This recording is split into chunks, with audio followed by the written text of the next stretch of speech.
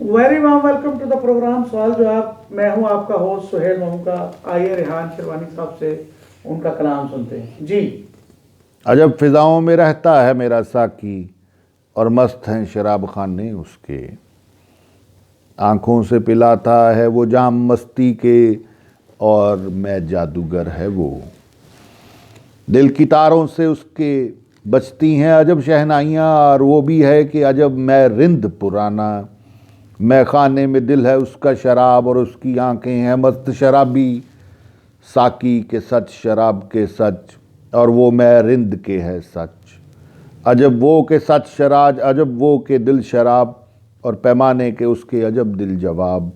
मैं खाने के उसके हक से सच से बेशुमार और वो आँखों से पिलाए के बेशुमार। साकी के सच से साकी के हक से और हमें इसरार के हो हक शराब बेशुमार। सच से हक से आँखों से जो पिलाए हम उसे शबाब कहते हैं वरना हम आँखों को शराब कहते हैं। अजब है मेरा साकी अजब है मेरा साकी और हम उसकी आँखों को इश्क शराब कहते हैं और हम उसकी आँखों को इश्क शराब कहते हैं और हम उसकी आँखों को इश्क शराब कहते हैं।